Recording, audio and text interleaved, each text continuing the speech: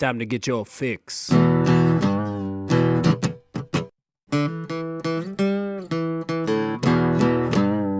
It's a horrible gaming podcast. It's not good, it's not great. Horrible gaming podcast. It's not even what you would call fair. It's really not that good.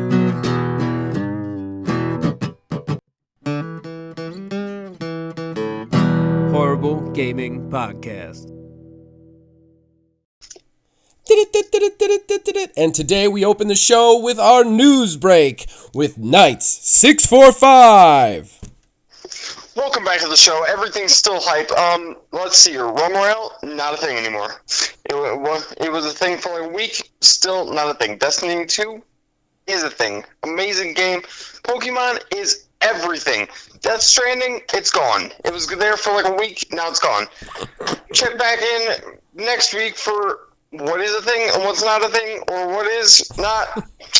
Check back. We're out. That was your news break with Logan 645. Hello, my name is Zachariah Van Sliders with Old Man Gaming. With me as always is Knight 645, aka Logan. AKA the king of the fast facts. Big facts. We start with disclaimers as usual. We do not get paid for this. We are going to talk badly and not do this correctly as I'm doing right now. And we're not going to go back and edit it because we don't get money. And this is episode 17. I do want to shout out some credits. I keep partially forgetting to do this, and it's bad, but graphic at the top of the show was done by Mark Bell. You heard him on our Artemis episode, which is turning out to be a very popular episode. And then the theme song that you heard leading into this show was written and performed by none other than my brother, Nicholas Van Sliders, and thank you both for that. So we got games and stuff to say, but first off, we got a guest coming in right now. It's Neil. Yes, this very second. Hi, how you guys doing? Your brand new studio, by the way, is Thank you. absolutely fantastic. This is the highest tech. Did you guys get this at that Area 51 raid? Like, Oh, we actually did. Hangar 7. you did?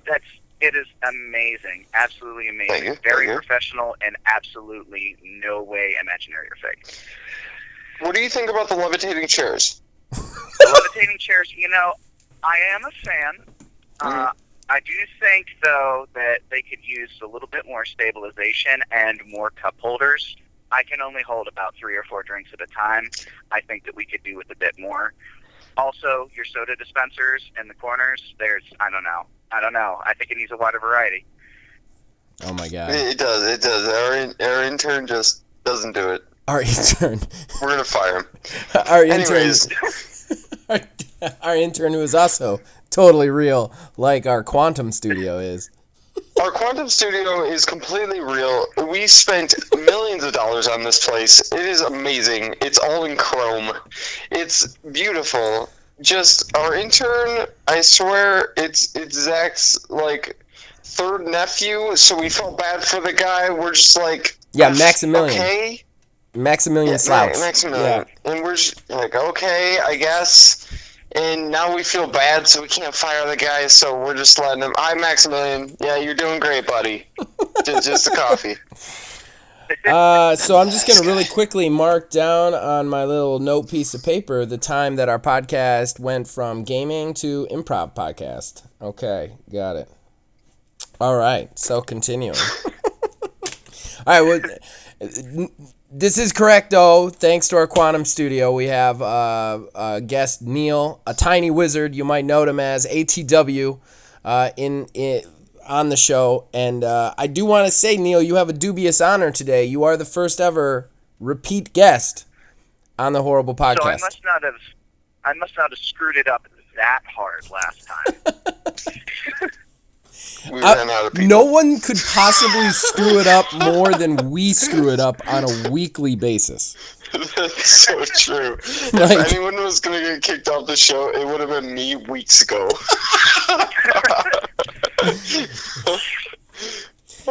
Okay, so With all of that funness out of the way, we're going to go right to one of our favorite segments, Fan Interaction. This is where we talk to you guys out there, the people who comment. We read your comments on the air if we possibly can, and we talk about them, and we, that sort of thing. So, we actually did get a couple of responses today. One of them was from our dubious guest, a tiny wizard, who we asked the question to you guys, what's your game of the year so far?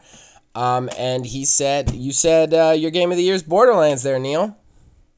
Absolutely. Well, absolutely, 100%. That game is just like, between the fun that I can have myself and the amount of fun that I can have with my wife even, which is the time that we get together, it's fantastic. We have not hit a wall at all with it yet.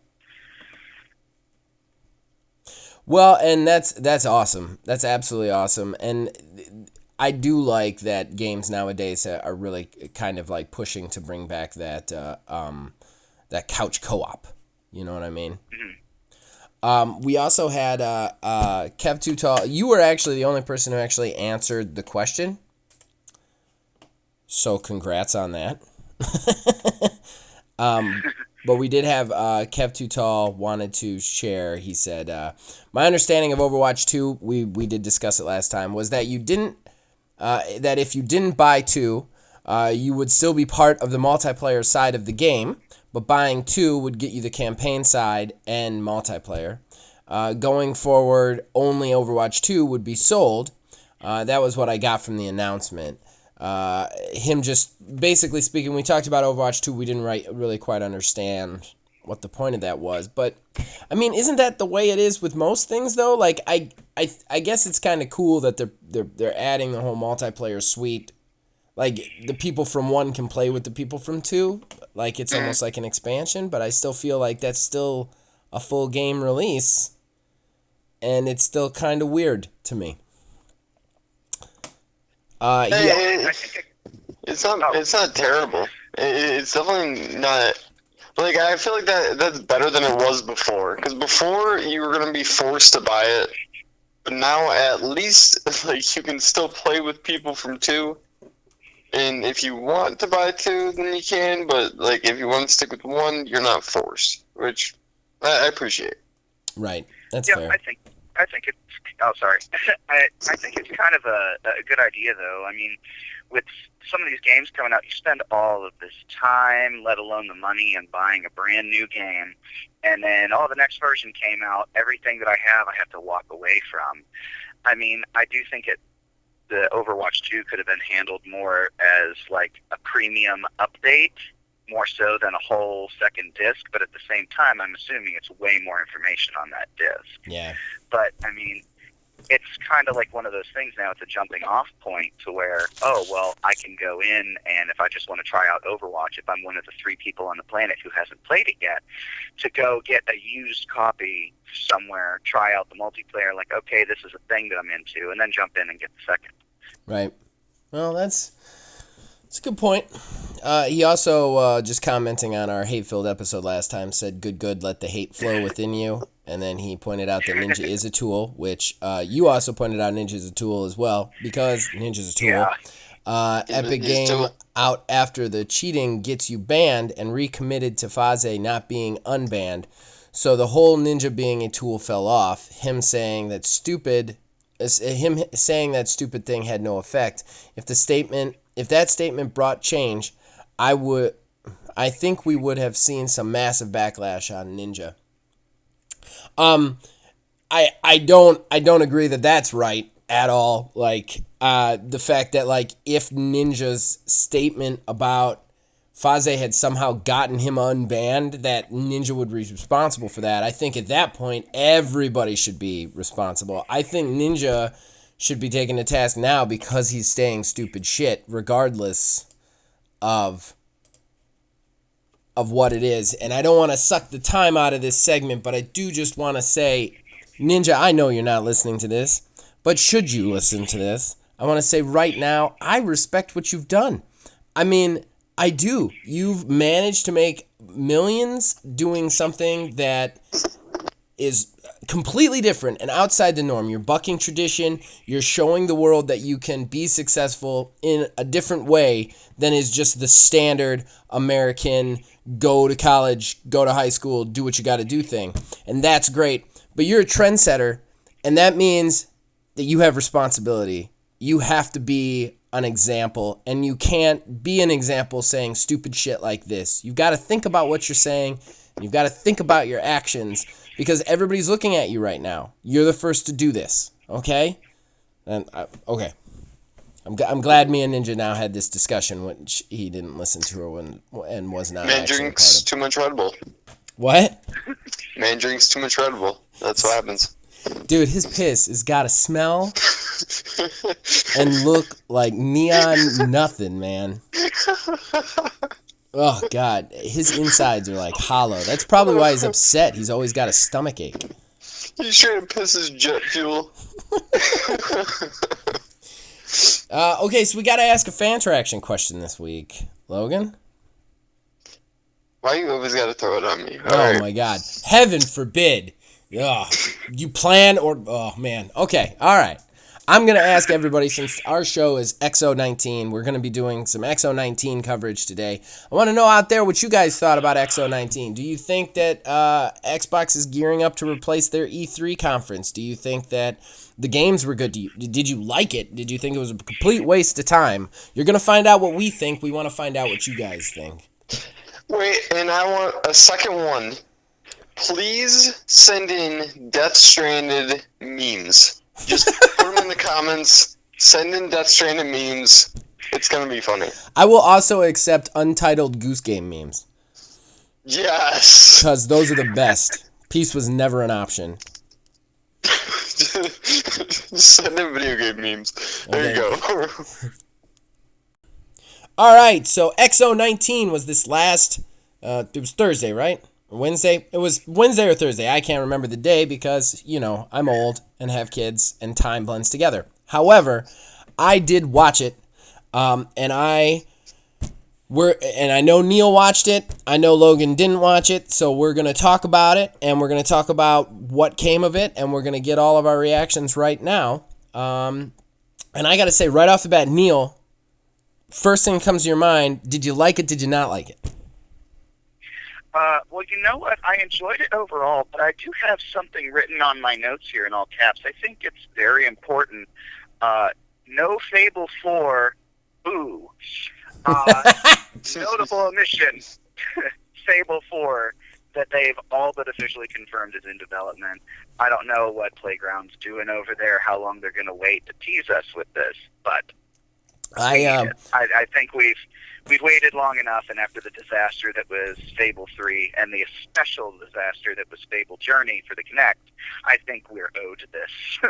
I want to go ahead and agree with you on this one, and I don't know that we're going to agree on everything, but I also think I'm going to take that a step further, and I know we're starting at the end here, but I think it was a huge misstep to not announce it. I thought that was the one misstep they made. Everything else that people were expecting, I was like, they're going to save that for E3, where they really want to like go punching with the big tech.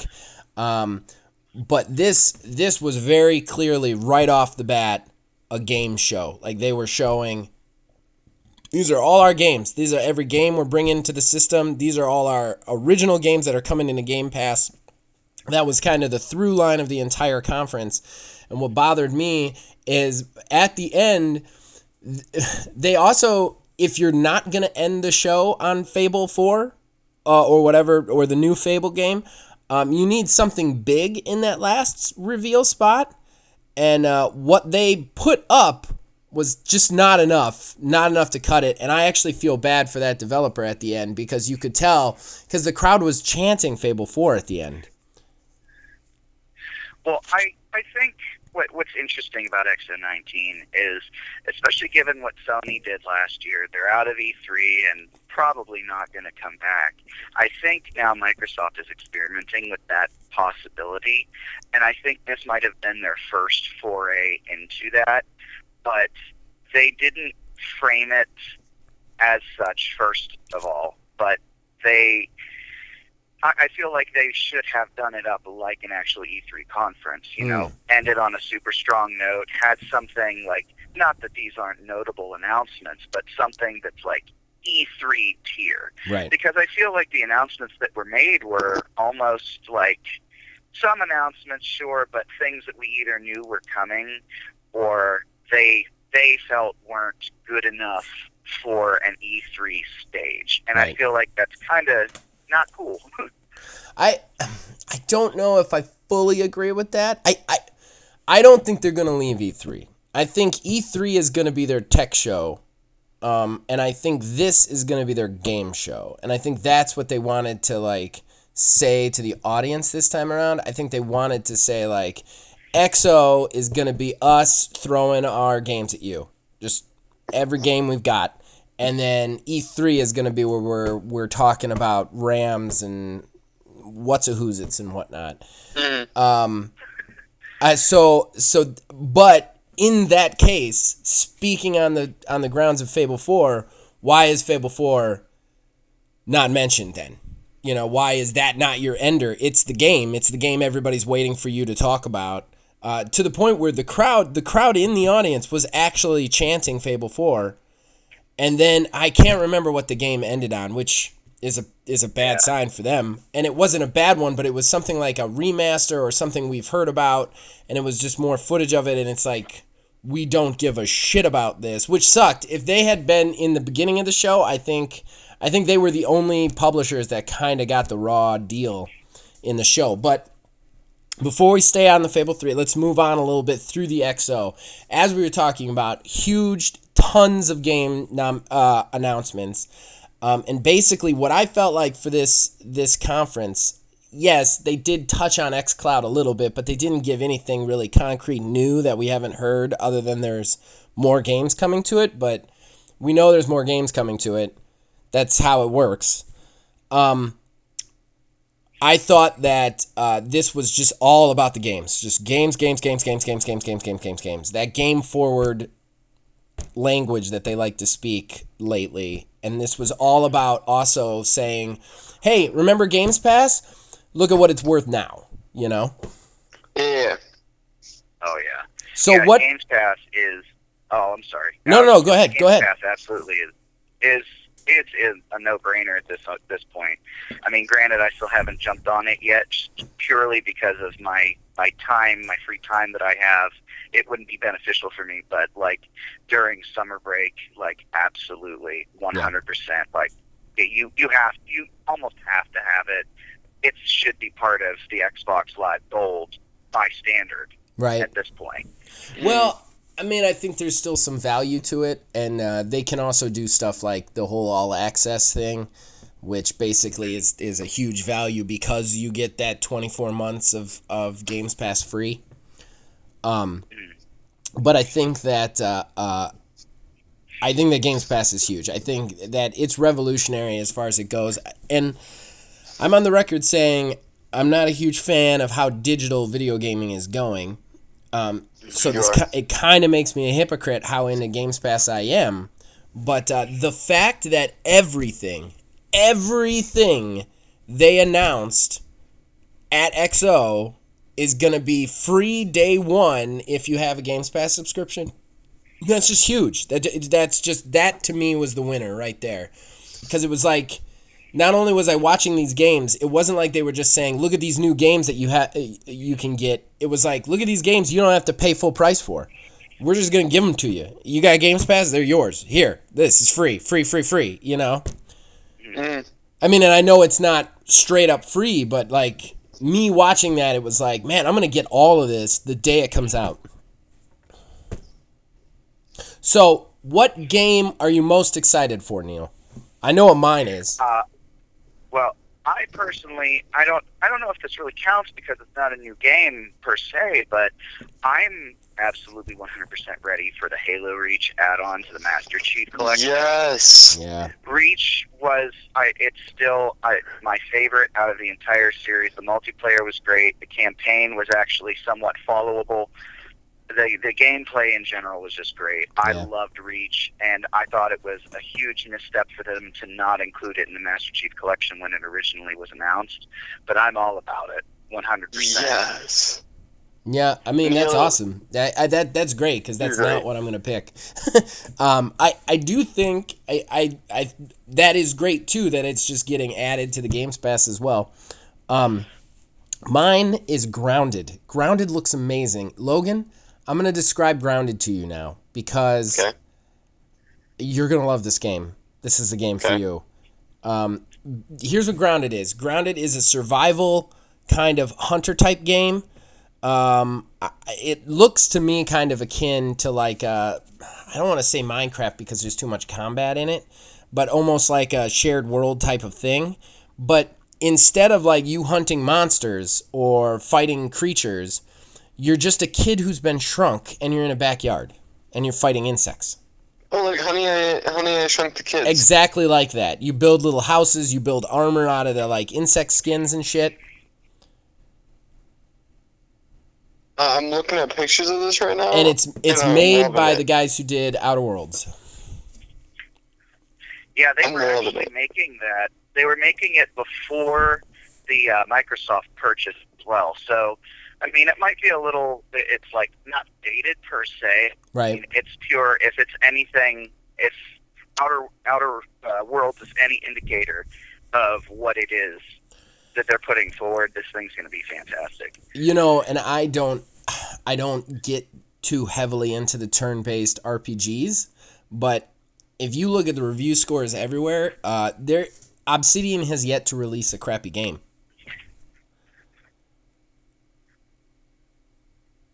Like they have Yeah, yet to have anybody be like, "This is bad. This is not a good game." You know. Yeah, and it's. Oh, my mind just went blank. Wow. It happens to us Sorry, all the I time. turned- It literally happens to me most of the day. I turned 30 a little while ago, so like it's hitting me like a freight train. Happy birthday, man. It does. It really does. I tell everybody, I'm like, I swear to God, it was like 29. I was thin and my legs worked. And then, like, I had a birthday and it was just over. Like, I woke up the next morning, like, 4 sizes too big. And, like, I couldn't, like, my poops were all over the place. Like, it's terrible.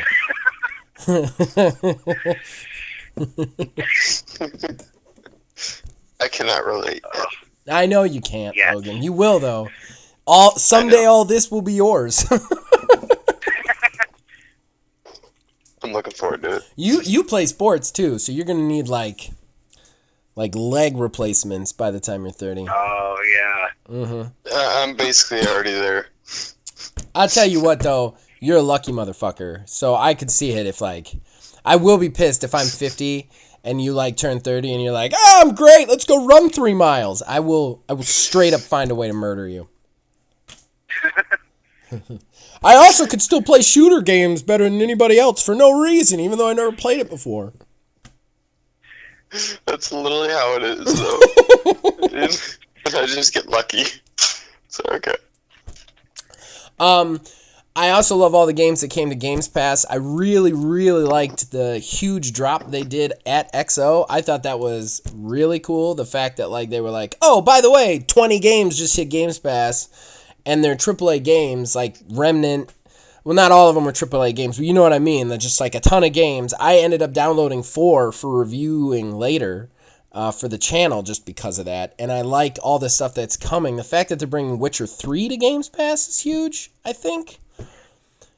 Yeah, that's massive right there. Like I still have yet to play The Witcher, but like especially given the Netflix series and everything's coming up too, like it couldn't have come at a better time. Yeah, it couldn't have come at a better time. I'm very excited for most of the things they announced. Yeah. So I don't know. Do you anything else from XO you want to talk about? Any missteps? Well, I mean, I am curious about Bleeding Edge. I still though didn't get a feel for exactly what it is because whenever it got announced, they framed it more as like Overwatch, but like melee, but Yeah. there's still characters that shoot, so, like, it's just Overwatch with less gun characters. Right. It straight up, to me, it looks like Overwatch meets For Honor. And I can't believe we didn't talk about this.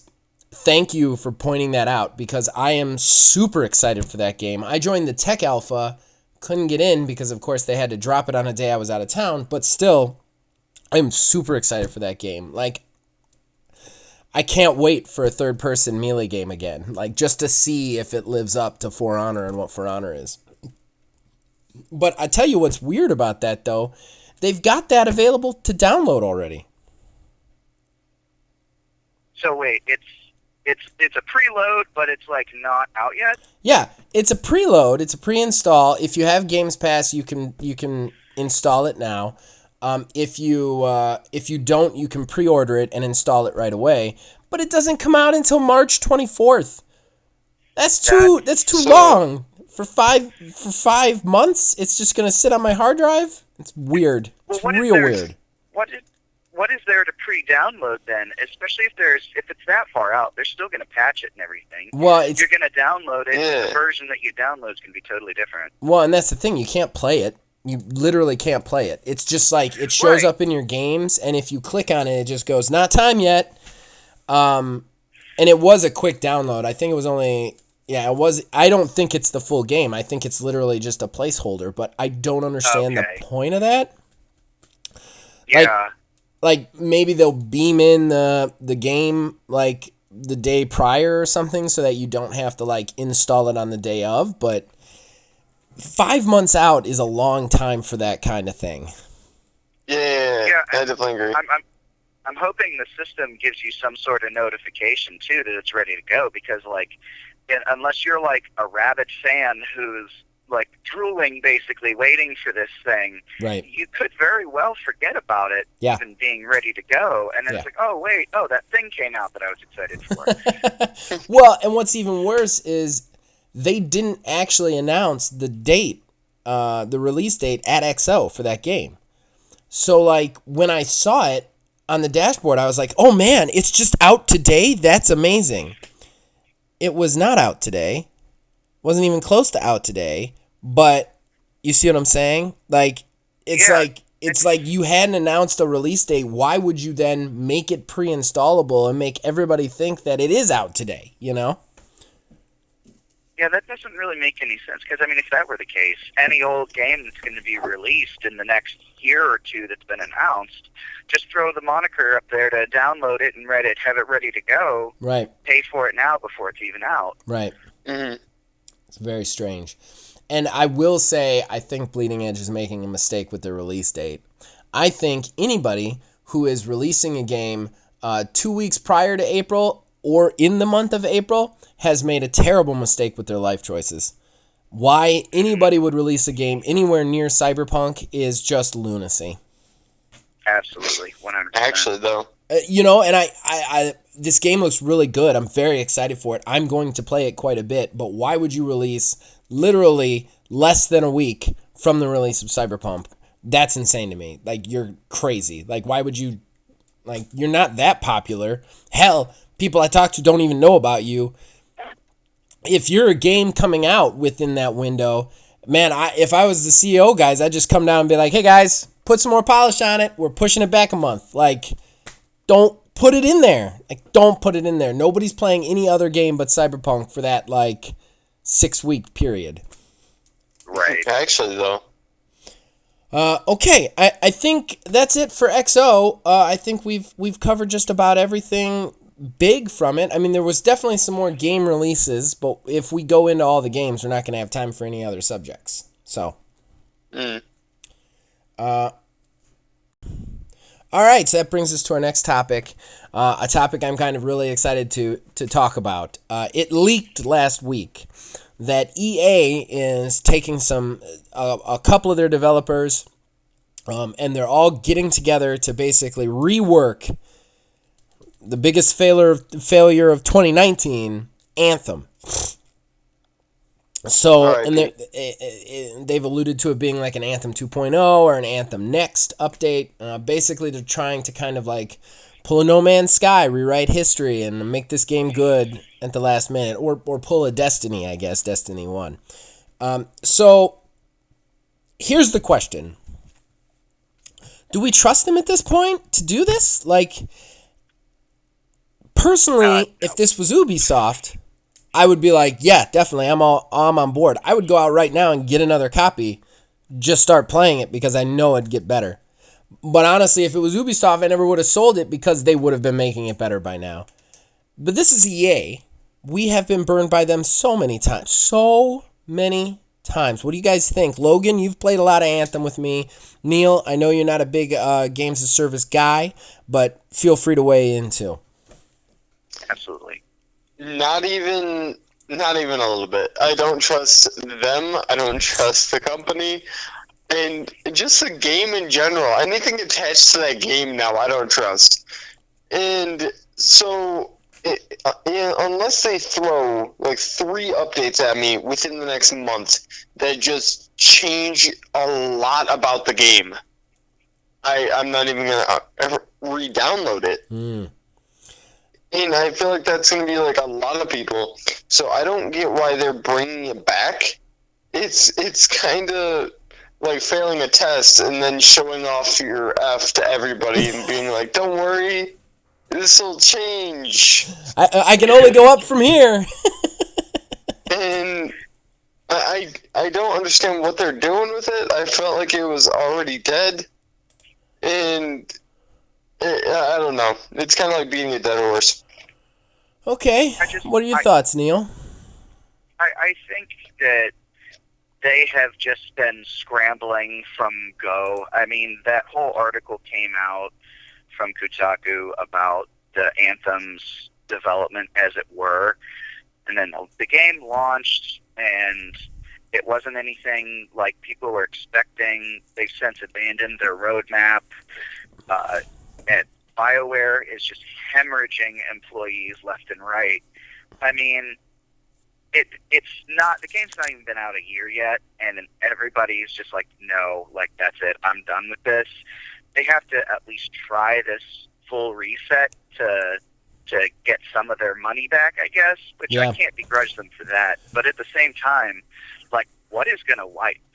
Like, what if literally everything that everyone has done from the original Anthem launch is just gone, and this is just a whole new, brand new world and game? Like, I don't want that. First off, I do want to point out to everybody out there, Anthem was one of the highest selling games in the beginning of this year. Good. It was bad, but like it had so much hype on it that people still purchased it, and then it had just this huge drop-off rate. Rightfully so. My big problems with Anthem. I played a lot of Anthem. I played more than Logan. Logan was with me. He played a lot, but I definitely played more than Logan. I played a lot of Anthem. I loved it.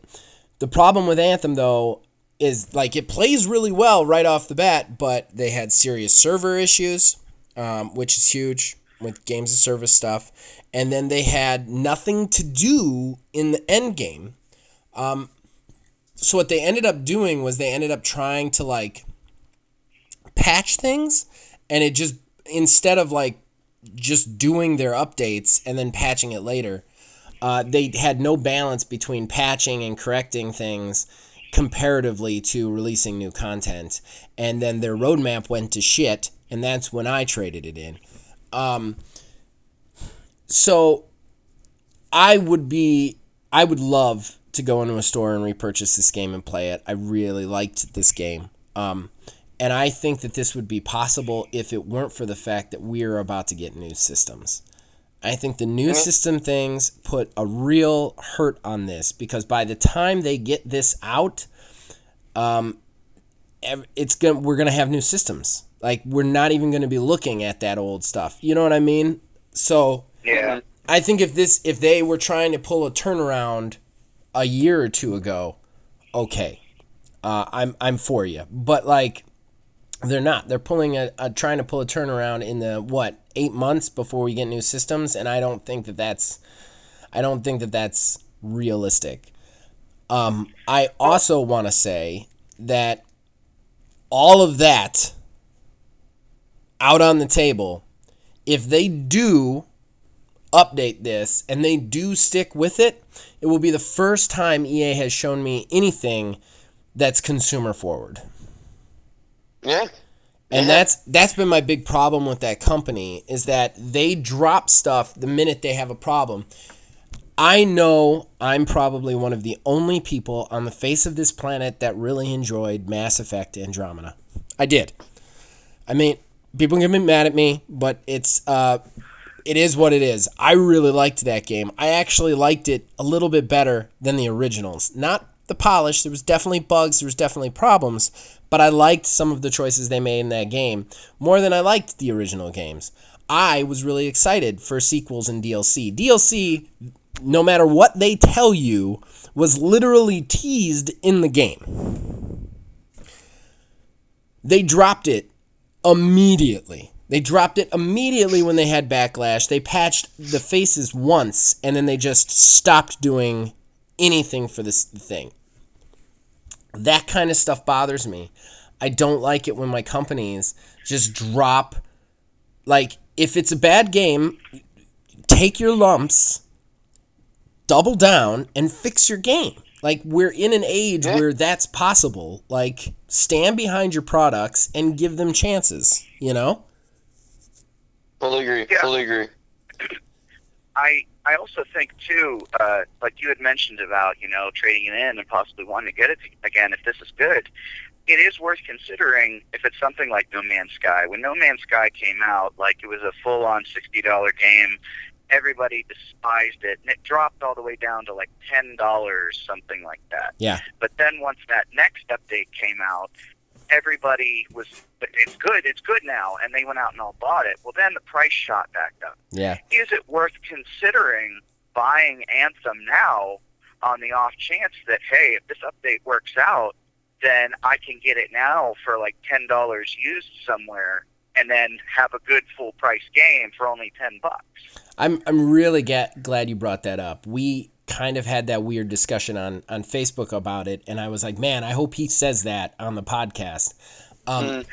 I think I would say yes, definitely. That's a great idea, especially in this day and age and in this kind of like ecosystem we have for games right now. If the company is known for coming back, or even if the company is unquantifiable, but EA is literally like the worst about this. Them and Activision drop stuff like Bad Habits because they only care about their bottom line. So honestly, the news that this is even happening surprised me, and I think the only reason that any of it is happening is because BioWare does want to make it work to the point where they're pushing EA to let them try. However, I don't think with that kind of support, I don't think that they're going to be able to pull it off. So to answer your question in a really long-winded way, I personally think that's a great idea. That's absolutely a great idea if the company is a company that you think can bring it back or that you maybe trust. And I don't trust EA. No, absolutely not. And that's like I said, if this was Ubisoft, I'm totally with you. I think that's a great idea. Buy it $10 and then wait for it to get better, because Ubisoft is almost known for that now. They release a game and it's okay, and then it's great in 2 years, you know? Yeah. But EA is just known for cutting and running, and like I said, I personally believe, and this is just speculation, I personally believe the only reason this is happening is because BioWare is pushing for it to happen, because they want to make it. They don't like the I don't think they like the black mark on their resume, honestly. Absolutely. I definitely wouldn't. I mean, yeah, I think. No, go ahead. I mean, I don't know. I might be just speculating here. I think Anthem actually hurt their brand more than Andromeda did. It definitely did. Yeah, absolutely. I mean, at least Andromeda, like, it was a very resounding meh. Right. But it wasn't like this is garbage. Like, it wasn't good, but it wasn't great either. Right. Right. I mean, I don't. I think that they also had like a chance with a new IP. Like, we're gonna do something new. I mean, all the way around, we're even doing games as service. Like, this is new. And I think that's why they're so hurt, is because basically the public's like, well, you couldn't do that. You should just make Dragon Age and Mass Effect forever. And I don't think they want that. I think they really want to try and walk this back. And I personally think the only reason this is we're even talking about this, because I think EA was done. That's why EA was pulling developers off them to go somewhere else. That's why the roadmap went to shit. That's why that game hasn't gotten any substantial updates in weeks and months, is because EA's been just like pulling away. I think BioWare pushed to try and bring stuff back to it. And I think that's a bad relationship to be in. If you've got to push your parent company to make the game you want, then how is that game going to be good? You know? Right. Exactly. I mean, I don't know. Okay. I think that just about covers Anthem. All right, so that brings us to our next topic, which is another point of obvious rage that anybody who's been listening to the show knows that I feel. We're talking about the Stadia launch, the Stadia weird founders soft bullshit launch that they're doing either, I don't know, when we record this or this weekend or whatever. And they finally released the games that are going to be available on this system, 2 days before it's going to be available? And at first, it was only 10 games, and now it's 22, I think? Mm-hmm. So yeah, who wants to start us off on this mess? It's trash. Capped. Who? Anybody. That was it. Okay. That was the Trash. full... Neil was like Oh, waiting you're for you to yielding say the more. floor? He's like, trash, I'm done. Retired. Trash. Oh, okay. Yeah. Well, I actually last night was reading a little bit about this. They've got on Kotaku and Forbes actually also have like the initial builds, the first releases of all the Stadia stuff, and it is just not even remotely close to what was promised. It was so bad. I mean, the console, if you can call it that, is an attack on ownership. First and foremost, like if the server goes down or something like that, you're out of playing games. If the service shuts down, which Google's just like EA, they'll trash anything that isn't doing anything for them. Yes. You know, it only is working on Pixel phones right now, and I believe Chromebooks possibly. Yeah, and the you need Chromecast Ultra to make it work. I read the Kotaku article too, on their like initial stuff. So yeah, you need mostly like a Pixel phone, but the Pixel phone isn't wireless. You still have to plug into the phone with your controller. Right. And like it's laggy. All the games that are coming out for it have been out for like nearly a year, with the exception of that original Guilt. That Guilt, yeah. But like, they could have had Doom Eternal, but that got delayed. But that's no fault of their own, so you can't really hold that against them. But something like, I thought EA was in on this, like Fallen Order, a brand new game on this service, that could justify somebody, taking the plunge. But even still, like, next gen is coming next year. Why not leave this in the oven for another year and have it release with all of the features? Because it doesn't have the social features. It doesn't have the achievements. I mean, whenever the achievement system comes through, it's just gonna like, oh yeah, you got this at some point, so yeah, here's a sticker, I guess. I have a really crazy theory on that, Neil, and I'd like to share it real quick. All right. I think Google already thinks they're failed. I think the Founders is a way to try and recoup as much of their costs as they possibly can before they get stoned in the next generation. And I think that they had bad timing and they realize it. So they were like, how are we going to recoup our costs, because we're not going to beat the new consoles in the new systems when the new systems come out.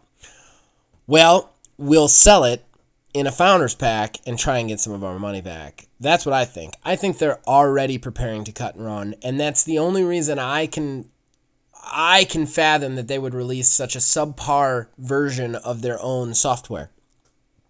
Yeah. I mean, it's one thing to patch a game, but in this case, it's kind of interesting because, like, you're paying $100 and some odd for a system per se, and like updates to the system, it's like patching the game console. Yep. It adds a different spin on the situation. Like, it does. If you were to buy a brand new Xbox, PlayStation, anything like that, and it's like, oh, it's going to have all these things, but like, not right now. It just kind of plays the games on your TV. Right. Nobody would jump at that. Well, and there are some cool features to it. One of the cooler features is it automatically, like, the game isn't on your hardware, so any updates that are attached to the game are updated at Google. So you don't have to wait to download a patch or download an update. Or heck, you don't even have to wait to download the game. You just purchase the game because you're not actually purchasing the game. I'm trying not to retread the attack on ownership stuff because I talk about that so much. I want to talk about some of the other downside features of this. But what bothers me is that you're asking people to pay more now for the system, and you're giving them less than what they're going to get if they just waited a year and opted into the subscription. And I think that's kind of bullshit to me. Like, if anything, these people should be getting discounted subscription fees because they're like, not only do you have to pay that extra money, you still pay the subscription fee. It's not even like you're paying the subscription fee up front. You got to pay the subscription fee on top of that I think it's $23 or something. And I think that is absolute bullshit. And it's definitely going to be like, who wants this now? Like, you've made it, I don't know. You made it not wantable. Like, couldn't find a better word, guys. I'm old. Unwantable. Well, I mean, they're aiming this more towards like casual gamers, which is great. I mean, that hasn't really been done since the Wii that I can remember. But the problem is, you've got a casual gamer system with hardcore gamer games on it. Right. I agree with that. It doesn't make much sense.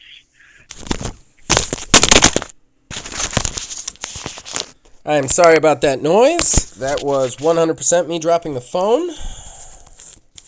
Nice. So just give me... Still recording? Okay. That was...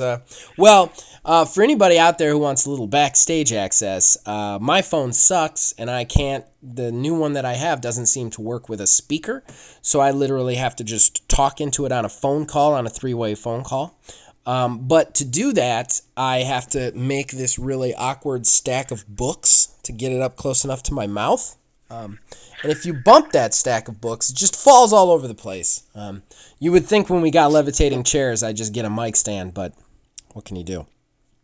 Nah, we either got a coffee machine or he got a mic stand. Things had to I go. wanted a mic stand. Logan was like, no, we got to have the flying chairs. That's what really happened, people. It's flying chairs or nothing, and I can't lose Logan. He's the star of the goddamn show, so...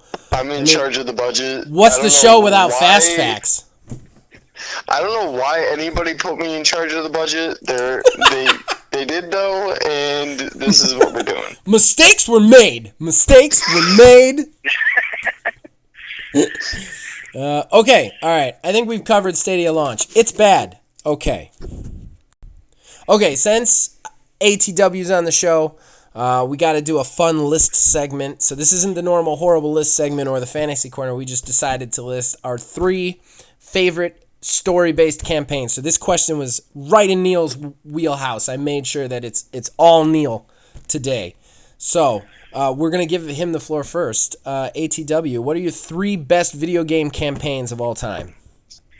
All right. Well, in no particular ranking or order, I'm going to start off with Horizon Zero Dawn. It's Terminator meets Jurassic Park. I mean, come on. Like, the story, without getting too spoilery, because halfway through, it kind of does a twist that you don't see coming.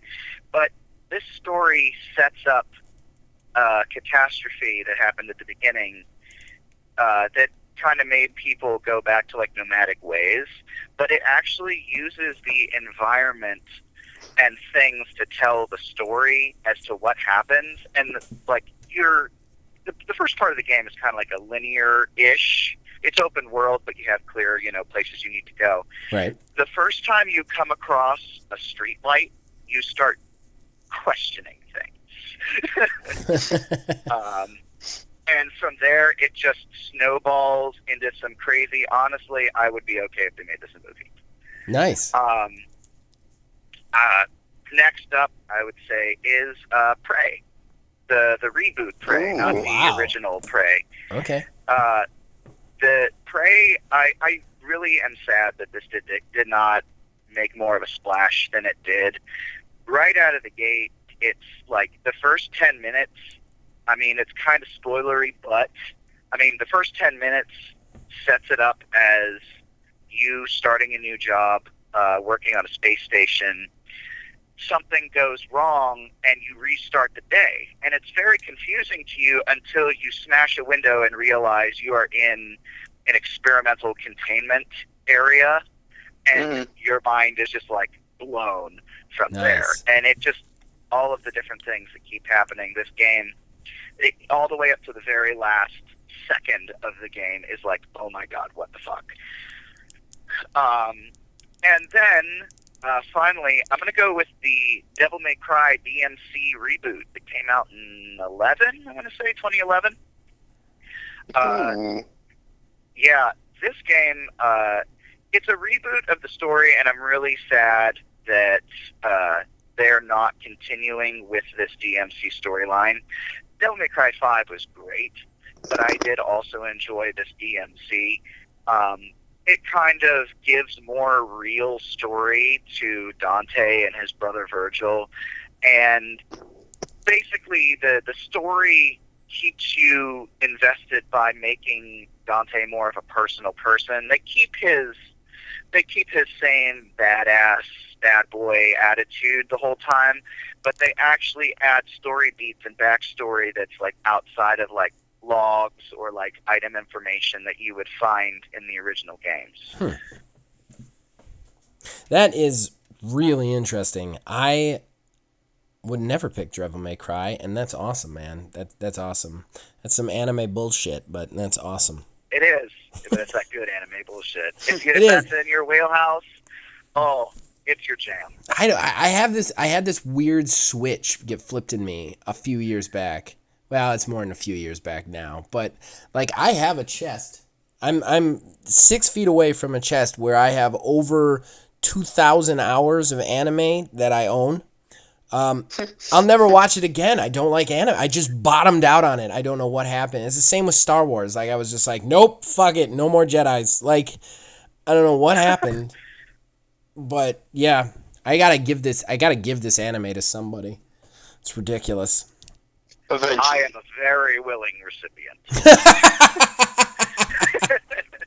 Neil, we'll get together at some point. I'm still trying to organize like somehow a big old man gaming get together at some point. So when we do, I'll let you go through the chest and you can just pick out shit you want. I got tons of shit in there. It's ridiculous. Hey, I'm down. All right, Logan, let's give us yours, man. Number 3, Halo Reach. I loved the campaign. I think I made it more than what it was because they gave all of like the main characters, they made them look really cool. I feel like I got way too attached to them. Okay. So it made the campaign so much better. And my number 2, Modern Warfare 2 or Modern Warfare 3, I won't choose on those because they're both amazing. They both coincide. Well, you have to cheat. It wouldn't be a show if you didn't cheat. Exactly. And number 1, Call of Duty Ghost. It was not a good game. What? The multiplayer. You picked Call of Duty Ghost as your campaign? What? Call of Duty Ghost campaign my god. was so good. What? I wanted on number 2. Our show just I wanted them ended, to Logan. continue this campaign. That was our show just ended. Have you played the campaign? What? It's so good. That game is notoriously bad. Like, and don't get me wrong, I'm not speaking from experience. I mean, like, public opinion. It's notoriously bad. Public opinion states that the game is bad because the multiplayer was terrible and the survival also terrible. The game promised a lot that it didn't put out, but the campaign was so good. The storyline of that campaign. I cannot believe you just said fucking Call of Duty. I highly recommend that you play it and then come back to me. I that's my thing. I'm not disagreeing with you. I'm just saying, like, how could you picked that? Well, like, if we get a reaction, we know we're doing something right, I guess. Exactly. I gotta piss somebody off. I need to clear the lists from now on. Who authorized this? He's got the budget with the levitating chairs, and he's picking Call of Duty Ghosts right there. This problem. At the budget, I'm messing with everything. And Halo Reach. Picked Halo Reach though as a good campaign. Like, I can't knock that. I can't knock that at all. That was a good. I can knock it, but only based on opinion. Like, I know it's a good campaign. I don't like campaigns that have super downer endings because, and I know that this is some silly bullshit. I'm not saying that it's bad. It's just, I'm not playing a video game for realism. Like, I hate people who are like, oh man, that game's so realistic. I don't want that. I get realism. I get depressed every time I walk outside or I open a newspaper. I don't need to also die in my fantasy world. Like, I just don't need that. That's also fair. So, but still, it is worldly renowned as a good one. I'm not insulting your choice at all. I don't think you got to think about it like that, Zach. You got to think you're taking out like over like 1,000 soldiers over the course of this campaign. I mean, if you're taking out. Spoiler alert! If you haven't played Halo Reach, everybody dies. Everybody dies. And actually, I've never played Halo Reach. Spoiler alert! I've never played Halo Reach because I read the books and I knew that everybody died. Like, I was like, nobody lives through that. Everybody dies. I don't want to play that game. And then I hear, well, everybody dies. I was like, I know, everybody dies. It's the fall of Reach. Like, it's a pivotal thing in Halo lore. Nobody lives through that. I don't want to be part of that. But still, I'm not trying to debate your choice. It's a good choice. Good choice. Okay, so I guess that leaves me. Okay, so my third most liked campaign is After Party. And the reason I picked After Party is it's not specifically emotionally impactful, so to speak. I've never played a game with better dialogue. And dialogue is a thing that doesn't always come off good in games. And I don't think it's a huge focus in games. Like, it's getting there, but like this game is just all dialogue. And if you pitch that to somebody, like, it's a video game where they just talk to each other, I think most people would be put off, and these guys made it work because that dialogue is just so good between the main characters and all the side characters that I'm definitely planning on playing it again. And it's very funny. It's very funny. It's not, like I said, it's not one that's going to like make you cry or make you think at night, but it's just, they talk so well in that game that I remember thinking to myself, man, I don't think I've ever played a game where people talk this well. Except for my second choice, and this one's going to be controversial, and I really had to think about this, and I didn't want to cheat because that's Logan's job. So yes. I had to pick between Max Payne and Max Payne 2, and everybody out there is like, what's the decision? Max Payne 1 all the way. But actually, as good as Max Payne 1 was, Max Payne 2 was so much more emotionally impactful to me. It was just this love story, this tragic love story that was just so beautiful. I played that game on all the difficulty modes. I love the game. I love that the main character was pudgy now. And like he still somehow could like move in slow motion, but he's like got like a KFC gut. Like, that game just like spoke to me in ways that no other game has spoken to me since. I still think that, and now I can't remember his name. It's Sam something. Is one of the greatest writers in video games ever. I mean, he just wrote Control, although I haven't gotten a chance to play that one. But that one is my number 2. And then my number 1 is my number 1, and it's kind of like a simple, straightforward choice. I know a lot of people out there would make it. But I picked it because games don't make me cry all the time. Movies do. I don't know what's wrong with me. I'll cry at anything on movies or TV, but games don't. This game made me cry twice in it, which I've just never had that happen to me ever. Like, I've had a couple of tears here or there at the ending of a game, but this game, like, straight up, like, I was like weeping a couple of times, and that's Red Dead Redemption 2.